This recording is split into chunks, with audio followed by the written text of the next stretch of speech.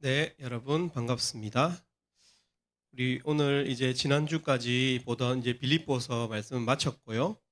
오늘부터 이제 새 학기가 시작되니까 또 대학에 와서 처음으로 성경을 보는 친구들도 초대가 되고 할 것 같아서 예수님이 등장하는 성경 사복음서 중에서 본문을 정해서 말씀을 함께 나누기를 원합니다. 오늘은 요한복음 2장 1절부터 10절까지의 말씀입니다. 요한복음 2장 1절부터 10절까지의 말씀, 저하고 여러분들 같이 읽고 10절 마지막 절은 같이 읽도록 하겠습니다. 저부터 2절 읽습니다.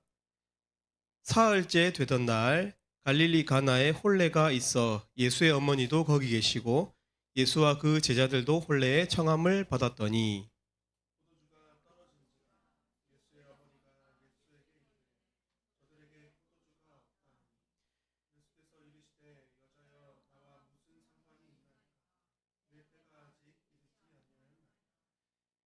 그의 어머니가 하인들에게 이르되 너희에게 무슨 말씀을 하시든지 그대로 하라 하니라. 거기에 유대인의 정결 예식을 따라 두세 통 드는 돌 항아리 6이 놓였는지라.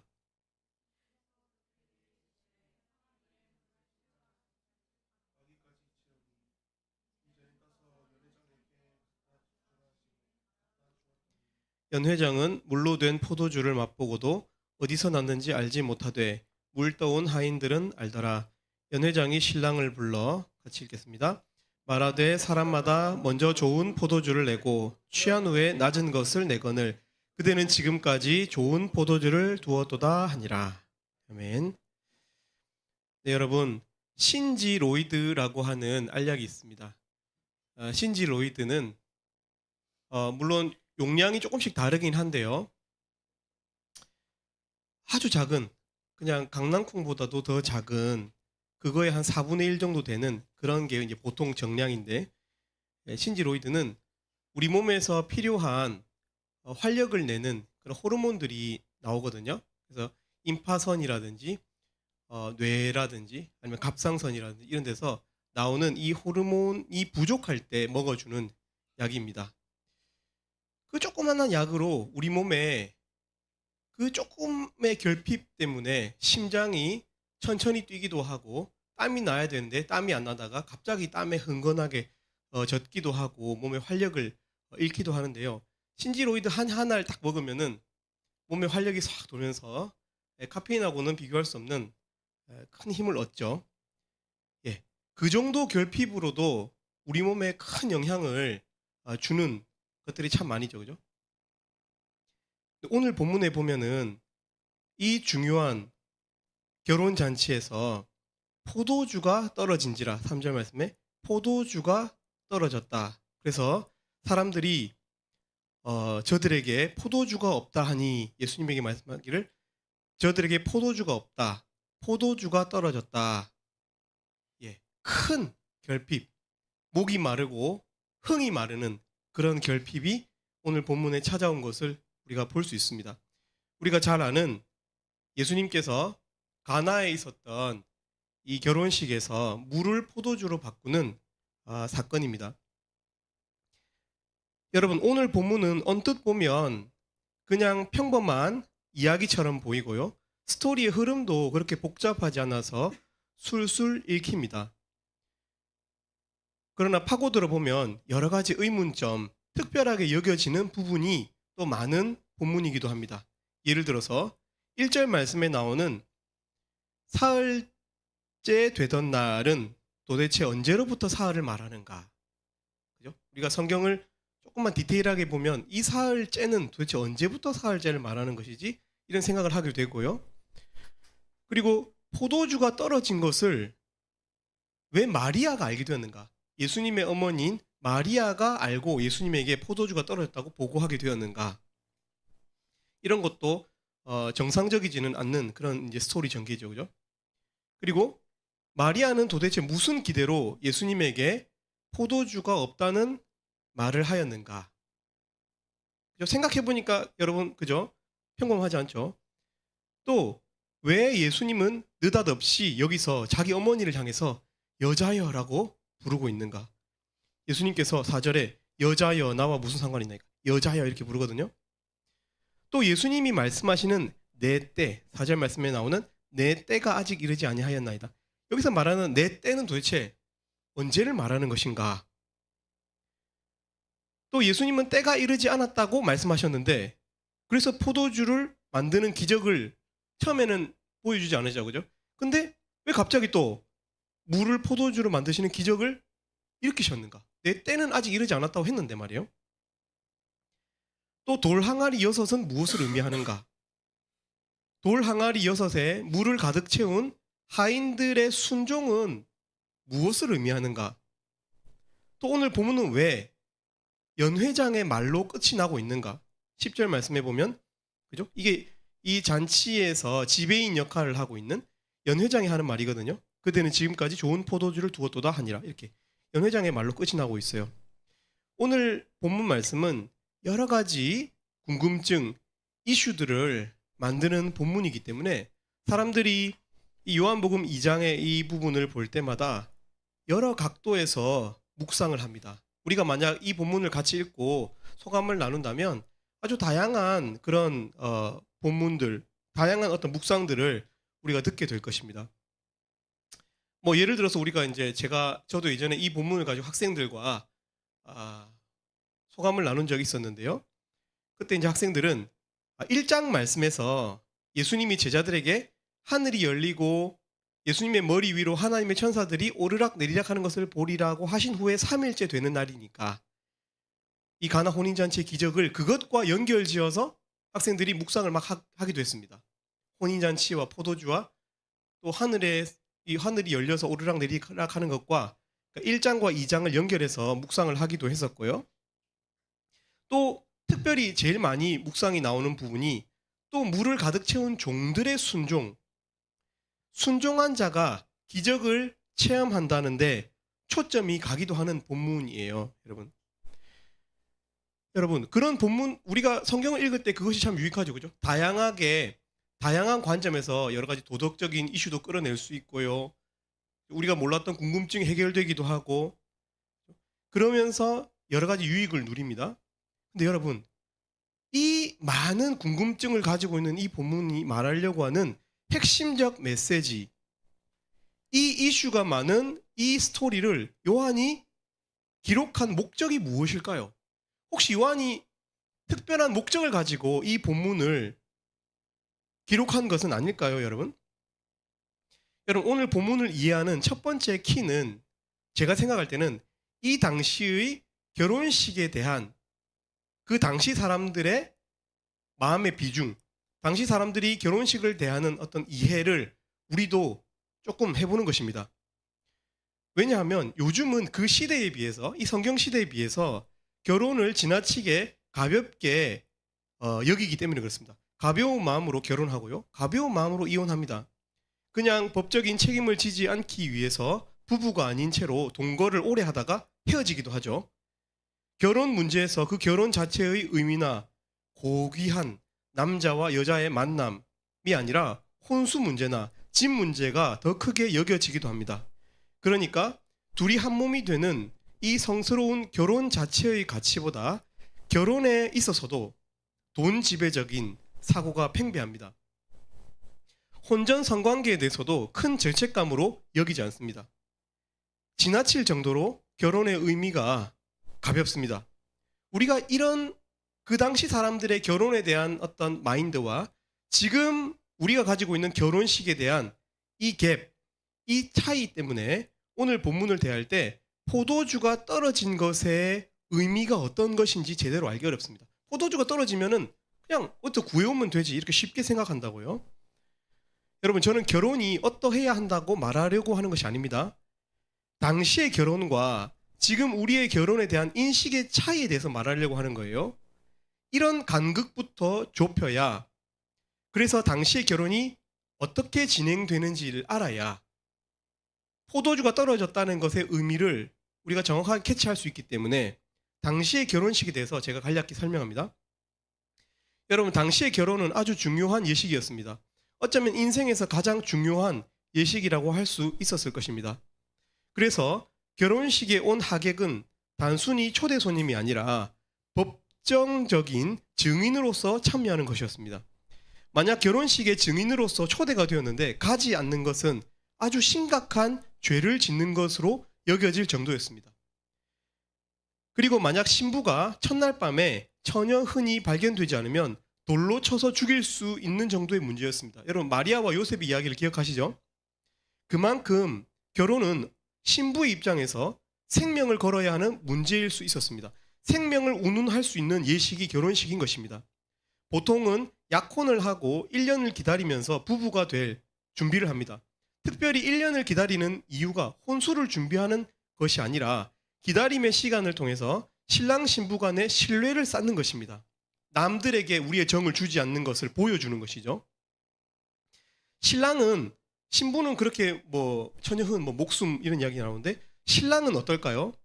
신랑은 모든 이 결혼 예식 몇 주에 걸쳐서 진행되는, 짧아도 열흘, 길면 몇 주에 걸쳐서 진행되는 이 결혼을 신랑이 책임을 져야 됩니다.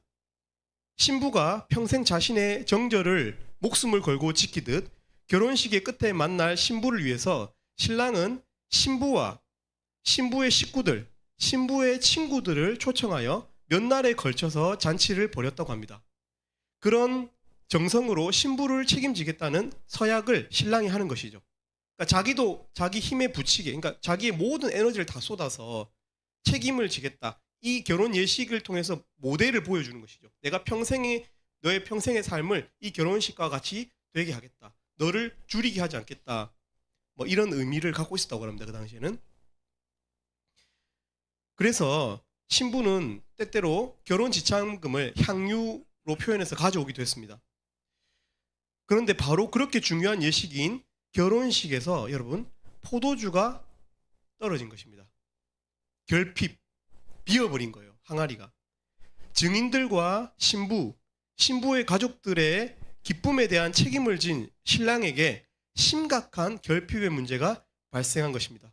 심지어 이 결혼식과 상관이 없는 하객에 불과한 마리아가 포도주가 떨어진 것을 알아채고는 불안하게 생각할 정도였어요.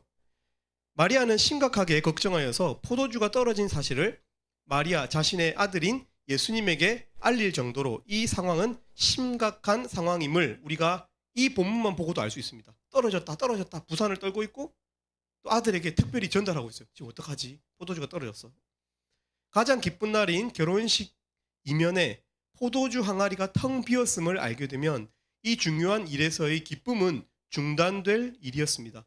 또 신랑은 심각한 수치에 직면하게 될 참인 상황인 것입니다. 우리는 이제 본질에 다다르고 있습니다.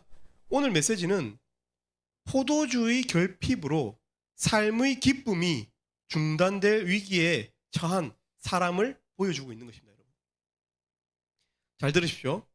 가나 혼인잔치의 핵심 메시지는 여러분 다른 것이 아니에요. 종들의 순종이 아니에요. 물론 종들의 순종도 우리가 거기서 배워야 할 게 있습니다. 배워야 할 것이 있어요. 다른 것들은 성경을 해석함에 있어서 호기심을 가질 만한 내용이긴 하지만 적어도 요한이 의도한 가나 혼인잔치 기록의 목적은 아닙니다. 여러분, 요한의 가나 혼인잔치 기록 목적은 포도주의 결핍으로 인해서 인생의 위기를 경험한 사람들 때문에 쓰고 있는 것입니다. 결핍으로 인해서 기쁨이 없는 사람들 때문에 요한이 가나 혼인잔치에 똑 떨어진 돌 항아리에 포도주가 떨어진 모습을 그려내고 있는 것입니다. 실제로 있었던 일이고요. 여러분, 요한복음은 특별히 요한이 이 복음서를 쓴 목적에 대해서 쓰고 있는 거 아세요? 요한이 내가 이 요한복음을 쓰는데 자기가 이 글을 쓰는 목적을 기록했다고요. 여러분, 총 요한복음 21장까지죠. 21장에 우리는 21장을 여기 읽었다 저기 읽었다 그것들 오랫동안 읽지만 원래 요한복음을 읽는 방법은 1장부터 21장까지 앉은 자리에서 읽는 거예요. 얼마 안 걸리고요. 그러니까 요한복음 전체에 대해서 요한은 쓰고 있는 목적이 있어요. 그 목적이 어디 나와 있냐면 20장 30절과 31절에 나와 있습니다. 여러분, 요한복음 20장 30절과 31절을 같이 찾아서 요한이 요한복음을 기록한 목적, 가나 혼인잔치를 첫 이적으로 선택한 목적을 한번 살피겠습니다. 우리 20장 30절과 31절 말씀 같이 읽겠습니다. 시작. 예수께서 제자들 앞에서 이 책에 기록되지 아니한 다른 표적도 많이 행하셨으나 오직 이것을 기록함은 너희로 예수께서 하나님의 아들 그리스도이심을 믿게 하려 함이요 또 너희로 믿고 그 이름을 힘입어 생명을 얻게 하려 함이니라. 보십시오.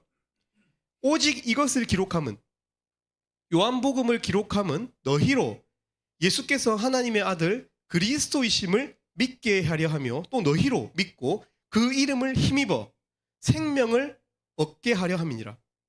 여러분, 요한은 너희 때문에 쓰고 있다고 말하고 있는 거예요. 너희로 생명을 얻게 하려 함이니라. 너희 때문에. 그러니까 생명이 없는 자들 말이에요. 결핍된 자들. 생명이 없는 너희.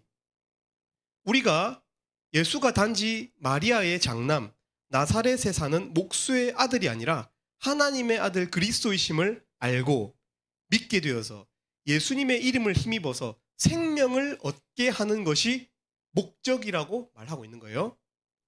요한복음에 나오는 8가지 기적이 있습니다. 2장에 물을 포도주로 바꾸신 사건, 4장에 죽어가는 사람을 살리신 사건, 5장에 중풍병자를 고치신 사건. 이거 예전에 아마 나영 학사님이 그죠? 설교했죠, 그죠? 기억나는 것 같은데. 베데스다, 그죠? 이렇게 5장에 나오죠.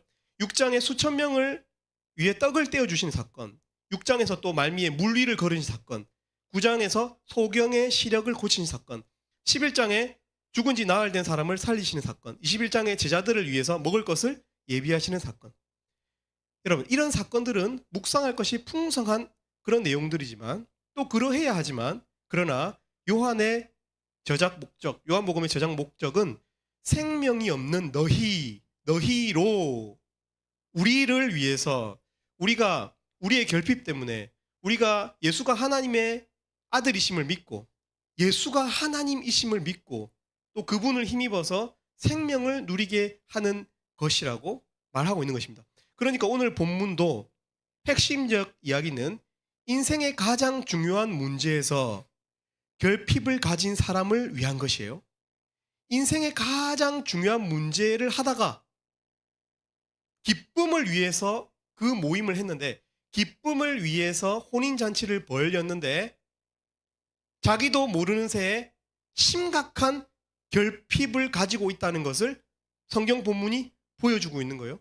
그 결핍을 예수님께서 친히 해결해 주심을 통해서 예수가 어떠한 분인지를 아는데 오늘 본문의 목적이 있는 것입니다. 여러분, 본문의 내용을 이제 마저 살펴보도록 하겠습니다. 여러분, 마리아는 아들에게 포도주가 없다는 말을 하였습니다.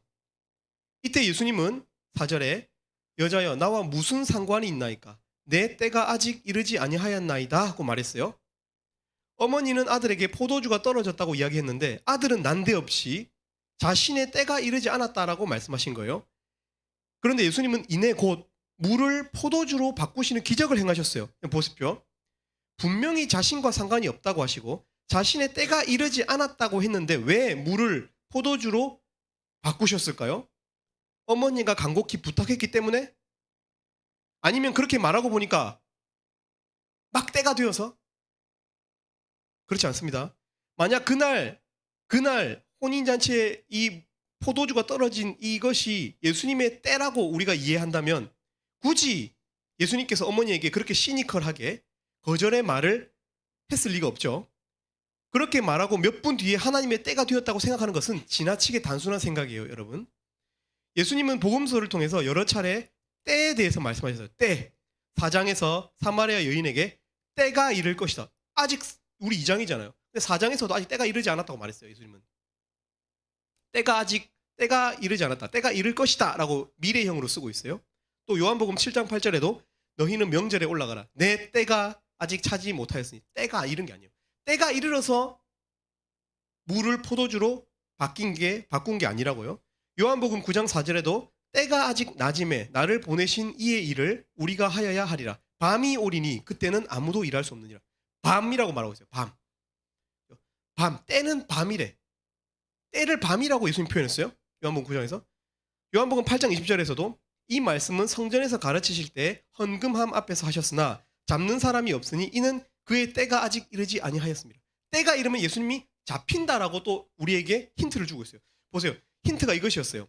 때가 이르면 진실되게 예배할 수 있다. 때가 이르면 그 때는 밤일 것이다. 또 때가 이르면 그죠? 예수님이 잡히실 것이다. 라고 이야기하고 있어요. 여러분, 예수님께서 오늘 말씀 혼인잔치에서도 내 때가 이르지 아니했다라고 하는 이 때는 여러분 언제를 말하는 것이죠? 밤이고 잡혀야 되고 이 정도 힌트 주면은 또 약간 그죠? 다 아니까 말을 못 하는 거죠. 그죠? 네, 너무 뻔해서 그죠? 여러분의 위신을 위해서 그죠? 쉬운 답은 이렇게 말하고 싶지 않은 그런 우리들의 그게 있죠. 그죠?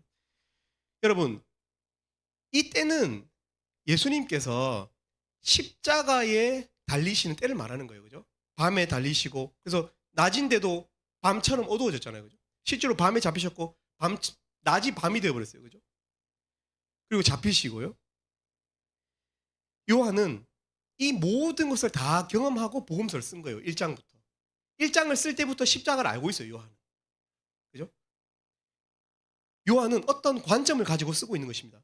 그는 예수님에 대해서 기록을 할 때 첫 번째 이적으로 그 때를 바라보면서 모든 것을 알고 십자가를 지신 예수님을 보았고 부활하신 예수님을 만나고 나서 혼인잔치 오늘 본문을 기록하고 있는 것입니다.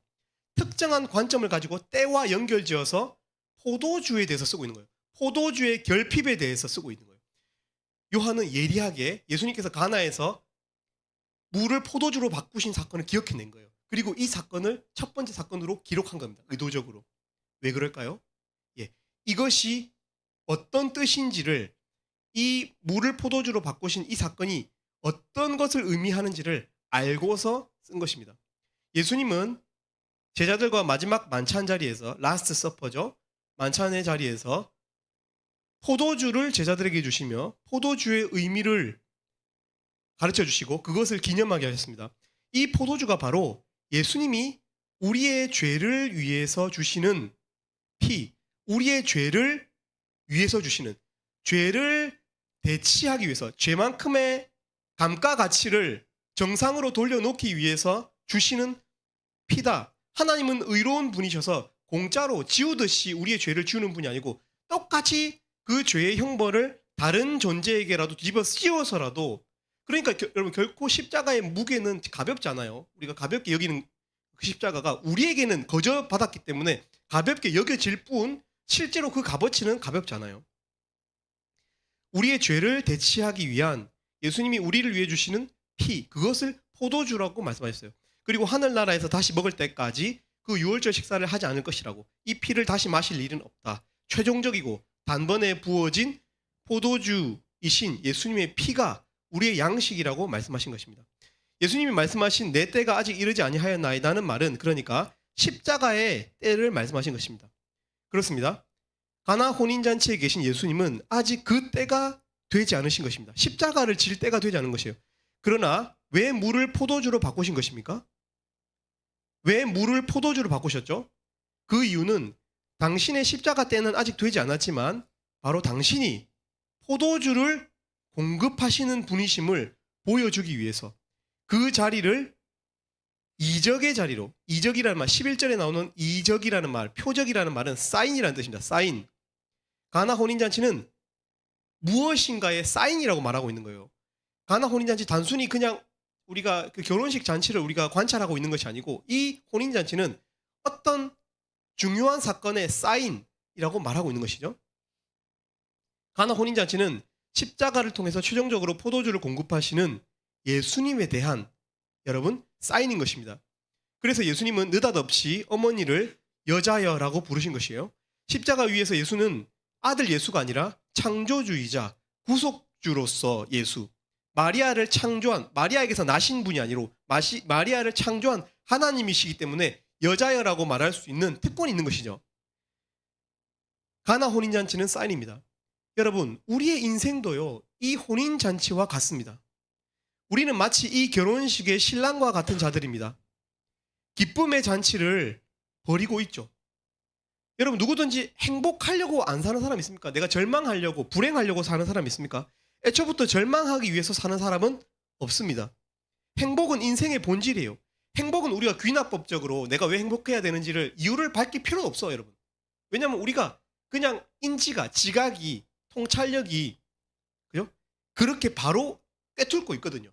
난 행복해야 돼. 행복하고 싶어. 이렇게 여러분. 마치 결혼식처럼 그냥 느닷없이 행복한, 그냥 아무런 여한이 없이 행복한, 아무 이유 없이 행복할 자격이 있는 여러분. 그런데 여러분, 오늘 성경 말씀이 무엇이라고 말하고 있는 거예요? 그런 우리 인생에 대해서 말하고 있는 거예요. 우리는 마치 혼인집 같은, 혼인집 같이 인생을 바라보면서 살아요. 그런 기대로 살고요. 마땅히 그래야 하고요. 우리는 기쁨의 웃음을 짓고 싶어서 살아요. 그러나 본문이 말하는 거예요, 여러분. 뭘 말해줍니까? 곧 네 인생에서 네 포도주가 떨어진 것을 곧 알게 된다는 거예요. 곧 엄청난 허무함을 발견하게 될 거라고 예고하고 있는 거예요. 엄청난 결핍에 시달릴 거라고 이야기하고 있는 거예요. 분명 행복해야 하고 행복을 추구하고 살아가지만 텅 빈 항아리와 같은 결핍을 느끼게 될 것이라고 말하고 있는 거예요, 본문이. 어쩌면 그 결핍을 이미 많이 느껴보지 않았니? 하고 반문하는 거죠. 여러분 동의합니까? 이처럼 모든 것이 완벽했는데, 과정 중에서 모든 것이 충족되었는데 우리 안에 결핍이 있다는 것에 동의합니까? 어떤 우리의 잘못 때문이 아니라, 우리의 행동 때문이 아니라 우리라는 존재가 이미 결핍 가운데 있는 것에 동의하십니까?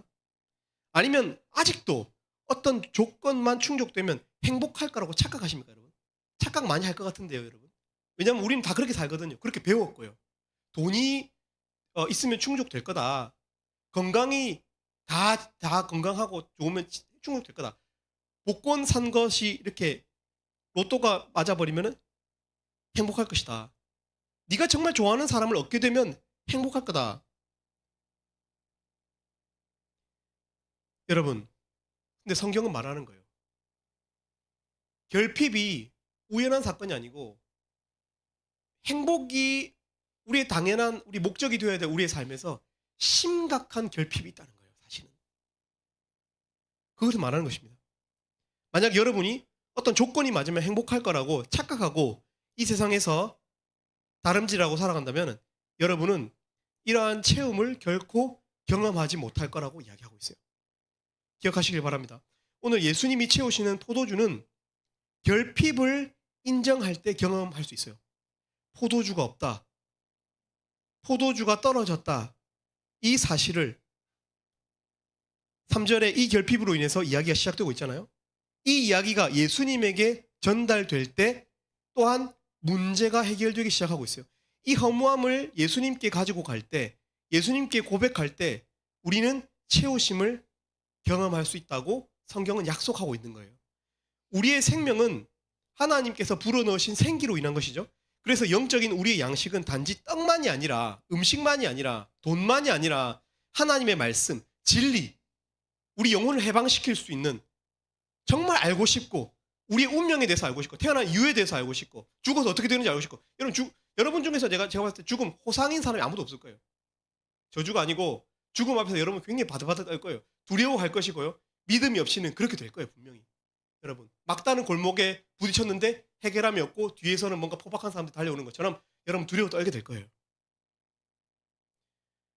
여러분, 왜냐하면 우리는 죽음을 당연하게 여기는 이 땅의 고릴라의 후손이 아니거든요. 유인원의 후손이 아니라고요.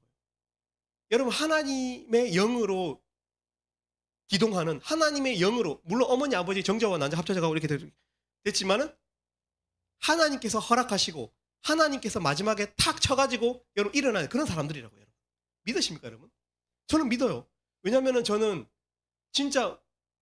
이 세상의 어떤 사나이보다도 행복한 것을 많이 경험해봤어요. 뭐 사람들에게 인정도 많이 받아봤고 좋은 친구도 있어요, 저는. 여러분 저희 어머니 뭐 말해 뭐해, 그죠? 다죠. 여러분들 저희 양들이고 훌륭한 양들이고 제가 안 행복할 게 뭐가 있겠어요. 근데 여러분 저는 제 마음에 있는 엄청난 허기를 알고 있어요. 두려움을. 하나님이 아니고서, 그러니까 하나님은 나에게서 사역의 목적이 아니에요. 사역의 수단이 아니라고요. 하나님 때문에 여러분을 만나고 이렇게 살해받고 이게 아니래요. 하나님이 여러분 여러분보다도 저에게는 하나님이 제 목적이에요. 하나님을 만나지 않고서는 하나님으로부터 주시는 어떤 양식이 없이는 살 수가 없어요. 외롭고요. 고되고요. 지쳐요. 도파민에 지쳐. 그래서 영적인 양식은 단지 우리 음식만이 아니라 하나님의 말씀이라고 성경이 말해요. 어디서 말하는지 알아요? 출애굽기, 신명기, 여러 선지서, 시편, 사복음서, 사도행전, 그다음에 시가사들 중에서도 여러 개가 있고 또 우리가 봤던 빌립보서에도 있고요. 무슨 말을 하고 있냐면은 하나님의 말씀을 먹지 않으면 우리가 영적인 좀비가 된다는 것, 우리가 영적인 좀비가 되는 것이 시간 문제라고 하는 것을 성경 특정권이 아니고 각 권에서 구약과 신약의 통전적으로 우리에게 말하고 있어요. 말씀을 먹지 않으면 우리가 좀비가 된다. 몸은 살았는데 우리 본질에서부터 선해지도록 드라이브하는 양심이 죽어 마비가 되고요. 무뎌지게 된다고 말하고 있어요. 우리는 하나님의 말씀으로 하나님의 자녀로서의 신분을 회복하고 우리 속에 하나님의 영으로 충만하여져서 경건의 능력을 회복해야 돼요. 그러나 마리아가 결핍을 고백했듯이 이 결핍을 인정해야 채우심을 경험할 수 있습니다. 여러분, 정말 나에게 문제가 발생했다는 사실을 인정하십니까? 아니면 그냥 다른 목적으로 채플해 온 것입니까? 여러분, 저는 1대1 하다가요, 양이 중생의 과정을 경험할 때를 보는 적이 있어요. 양이 처음에는 고분고분 잘 따라와요. 말씀 앞에서. 모임의 매력, 환영에 취해서 따라오죠. 그리고 믿음을 고백하는 것도 같아요. 그러나 다시 회의에 빠지는 것을 보게 됩니다. 저는 이 상황을 환영해요. 왜냐하면 양이 그렇게 반응하는 것은 그가 중생의 문 앞에 있다는 증거이기 때문에 그래요. 정말로 하나님이 계신가? 혹시 이 기독교 집단이 사이비는 아닌가? 당연하죠. 믿는다는 것은 어쩌면 부분이 아니라 우리 일요일 하루를 거는 것이 아니고 우리의 전부를 거는 것이기 때문에 회의적으로 변하는 게 당연해요. 뭔가 느끼는 거예요. 이것을 받아들일 때 내 전부가 바뀐다는 것을 알고 있기 때문에 사람들이 그 문턱에서 약간 주저하는 경향이 있어요. 자신의 결핍을 채워줄 어떤 것을 세상이 아니라 정말 거기 계시다면 그분께 심각하게 구해야 되기 때문에 멈칫하는 거예요. 하나님 계신 것 같으니까요. 그리고 안 계셨으면 좋겠다라고 하는 그냥 살던 대로 살고 싶은 육신의 욕구가 있거든요. 아마 사탄도 그 기로에 함께 서 있지 않을까 그런 생각이 듭니다. 그때 목자가 해야 할 일은 해산시키는 거죠. 양의 손을 잡아주는 거예요. 믿음을 도와주는 거예요. 믿음을 독려하는 것이죠. 진실되게 진정성 있게 마음 대 마음으로. 여러분, 오늘 이 시간 우리가 포도주가 없다, 포도주가 비었다 라고 고백하는 시간이 되길 바랍니다. 주님, 내가 비었습니다. 내가 목마릅니다. 사마리아 여인처럼 고백할 수 있기를 바랍니다. 내게도 그 물을 좀 주십시오. 내 잔을 드니까 주십시오. 고백하실 수 있길 바라요. 이것은 용기 있는 고백이에요. 여러분, 어릴 때부터 모든 동화책에서 다 용기를 말하잖아요. 근데 왜 용기가 없어요? 다 용기가 없어요. 제가 보기에는. 자기의 운명을 거는 용기도 없고 또 모든 공리주의적인 용기도 없는 것 같아요. 그러니까 어떤 공익을 위한 용기가 필요하거든요. 사실은. 용기를 가져요. 용기를 가져야 돼요. 나의 결핍을 고백하는 것, 인정하는 것은 어리석은 일이 아니에요. 여러분. 지혜로운 일이에요. 우리를 괴롭히는 모든 인생의 결핍, 아픔, 병, 고질병, 거짓, 탐욕, 이간 등은 여러분 우리의 죄로 인한 것입니다. 결국 남은 죄책도 무뎌져서 각종 신을 모시고 살게 될 거예요. 죄는 반드시 피로 대치되어야 됩니다. 그것이 오늘 본문이 주고 있는 메시지예요. 죄를 의로 대체할 수 있는 그 어떤 방법도 철학도 유능한 인간도 세상에는 없습니다. 오직 평범한 한 인류 중에서 한 사람 같아 보였던 예수가 하나님의 아들로서 우리의 죄를 의로 바꾸신다는 것이 성경의 메시지입니다. 오늘 목요 모임에 오신 우리 사랑하는 우리 지체들, 우리가 이 앞에서 함께 결핍을 인정했으면 좋겠습니다. 저도 예수님을 믿었지만 여전히 아직까지 천국에 이르는 것도 아니고 영광스러운 몸이 된 것도 아니기 때문에 여전히 이 땅 가운데 있기 때문에 여전히 결핍을 느낍니다. 그리고 겸손하게 나의 죄를 고백하고 허무함을 고백하실 수 있기를 바랍니다. 그리고 나도 그 피로 덮으셔서 하나님의 자녀로서의 권세를 회복시켜 달라고 기도할 수 있기를 바랍니다. 우리 언제나 내 모습 이 찬양 BGM 해주면 좋겠습니다. 여러분, 오늘 본문은요, 우리가 이렇게 결핍을 인정할 때 하나님께서 우리에게 주시는 은혜의 풍성함을 보여주면서 끝나고 있습니다. 연 회장의 말은 한마디로 말하면 포도주고 이런 포도주를 맛본 적이 없다는 거죠. 그죠? 여러분, 오늘 본문은 그 은혜의 부요함, 은혜의 풍성함으로 끝을 내고 있어요. 그것을 말하고 싶은 거예요. 은혜가 얼마나 귀하고 단 것인지. 여러분, 오늘 본문은 그 은혜의 양적 수준과 질적 수준을 통해서 은혜의 풍성함을 보여주고 있죠. 그죠? 예수님이 물을 포도주로 바꾸실 때 물을 어디까지 채우러 가셨습니까? 7절에 보면 아귀까지 채워라. 부림, 잔의 끝부분을 말하는 거예요. 그릇이 넘치는 지점. 그죠? 우리가 언제 이 단어를 쓰느냐면 눈물이 그렁그렁 할 때 씁니다. Her eyes brimmed with tears. 그녀의 눈이 눈물이 그렁그렁했다라고 쓰는 거예요. 여러분, 포도주가 몇 방울의 포도주 액기스를 희석하는 마술 같은 것이 아니었어요. 그죠? 성찬식의 작은 잔에 흉내를 낸 것이 아니었어요. 풍성한 은혜. 그 큰 30갤런, 20갤런이 들어간다고 하거든요. 그 6동의 항아리 아구까지 다 채워라. 예수님 그렇게 구시하셨어요. 어쩌면 결혼식 잔치를 충분히 넘어서는 양이었을 수도 있어요. 근데 일부러 그렇게 하신 것이죠. 왜 그럴까요? 이 은혜의 풍성함, 양적인 풍성함을 의미하는 거예요. 예수님께서 희생하신 그 피가 얼마나 너그러운지를, 우리를 향해서 얼마나 반복적으로 용서할 용의가 있는지를 보여주는 그런 피죠. 여러분, 그리고 그 맛이 어땠습니까? 10절에 연회장이 이렇게 말하죠. 흔히 좋은 포도주를 먼저 내놓고 손님들이 취한 뒤에 그보다 못한 것을 내놓죠. 그죠? 입이 좀 약간 마비되면 술 취한 사람들은 보면 아무 술이나 마셔도 만족하니까 나중에 보면 좋은 포도주 말고 나쁜 포도주를 나중에 낸다는 거예요. 근데 이 집은 제일 좋은 포도주를 지금까지 남겨두었군요. 이렇게 말하고 있는 거예요. 여러분, 무슨 말이죠? 책망같이 보이잖아요. 왜 지금까지 포도주를 남겨놨냐? 책망이 아니고 책망 같은 부정적 강조를 하고 있는 최상급의 칭찬의 표현이에요. 그죠? 이렇게 좋은 포도주를 지금까지 안 내놓으면 어떡해? 책망같이 보이지만 최고의 칭찬을 하고 있는 거예요. 여러분, 최고의 맛, 최고의 퀄리티를 가진 포도주라고 이야기하고 있어요. 예수님께서 우리에게 주시는 은혜는 다른 어떤 즐거움과는 비교할 수 없다라고 이야기하고 있어요. 어떤 도파민, 저도 릴스 진짜 좋아하거든요. 밤에 잘 때. 그래서 요새는 잠이 안 와가지고 릴스 조금만 보기 운동, 토요일은 안 보기 운동 이런 거 하고 있는데, 여러분, 그 어떤 세상의 즐거움보다도 비교할 수 없는 은혜가 있다.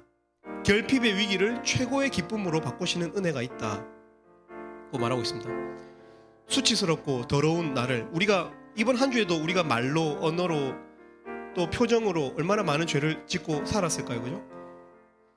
예수님 앞에서 하나님의 은혜를 확신하시면서 이 찬양 함께 했으면 좋겠습니다. 언제나 내 모습, 우리 이 찬양 함께 하도록 하겠습니다. 언제나 내 모습 너무나 부끄러워, 너무나 부끄러워.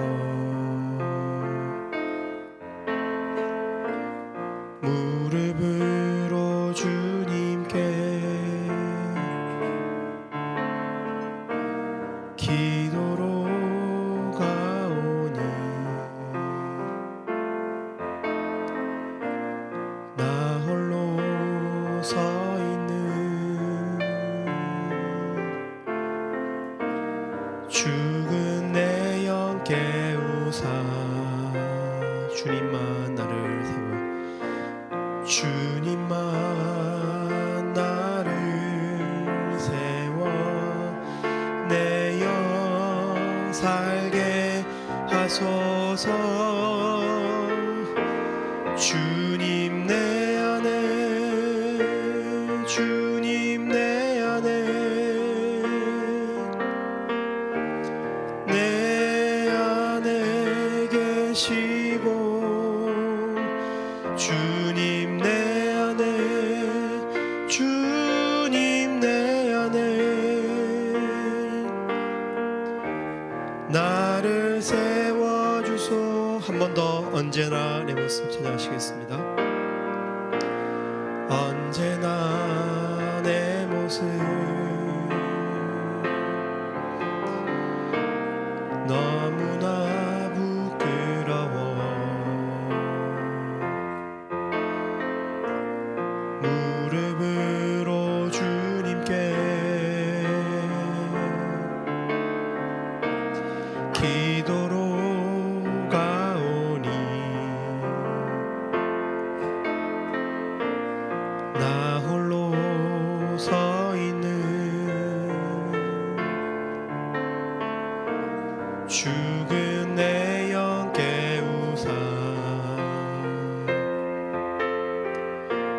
주님만 나를 세워 내 영 살게 하소서. 주님 내 안에, 주님 내 안에, 내 안에 계시고, 주님 내 안에, 주님 내 안에 나를 세워주소. 한 번 더. 주님 내 안에, 주님 내 안에, 주님 내 안에, 내 안에 계시고, 주님 내 안에, 주님 내 안에 나를 세워주소서. 이 시간 우리 함께 기도했으면 좋겠습니다. 우리 개인적인 문제들을 놓고 하나님께 잠깐 기도하겠습니다. 하나님 앞에 결핍이 있지만 결핍을 하나님께서 해결하실 수 있다는 믿음이 없어서 기도하지 못했던 그 문제들을 이 시간 떠올릴 수 있기를 바랍니다. 여러분의 여러 가지 문제들 중에서 하나님 앞에 홀로 서 있었던 여러분 그 문제들을 이 시간 떠올릴 수 있기를 바랍니다. 우리가 이 시간 그 문제를 놓고 기도했으면 좋겠고요. 또 하나님 앞에 궁극적으로 하나님, 나는 늘 결핍의 연속입니다. 뭔가 삶이 왜 그런지 모르겠는데 이 궁극적인 결핍을 느끼고 있습니다. 그런 사람들이 있다면 이 시간 영혼의 눈을 떠서 우리의 이 죄 문제를 해결하실 수 있는, 우리를 하나님 앞에 의롭게 하나님의 자녀 삼으실 수 있는 그 십자가 피를 의지해서 하나님 내 영혼을 받아주시옵소서. 내가 이 시간 하나님 자녀가 되길 소망합니다. 기도했으면 좋겠습니다. 또 우리가 한 학기를 바라보면서, 올 한 해를 바라보면서 근심되는 것이 있다면 이 시간 그 근심의 짐, 이 수고롭고 이 무거운 짐들을 예수님의 발 앞에 내려놓고 쉬었으면 좋겠어요.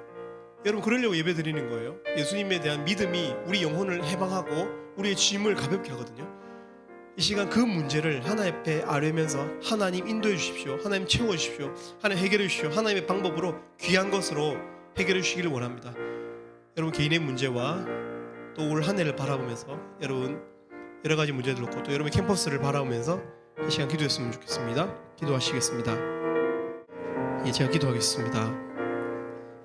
하나님 아버지, 이 시간 우리의 포도주가 비었다 하나님 앞에 고백합니다. 하나님, 우리 각 사람의 심령에 하나님의 만족스러운 것들로, 귀한 것들로 하나님 가득히 채워주시고, 우리 사랑하는 양떼들이 이 한 학기에 하나님의 말씀 속에서 참 태어나고 성장하는 그런 은혜가 있게 하여 주시옵소서.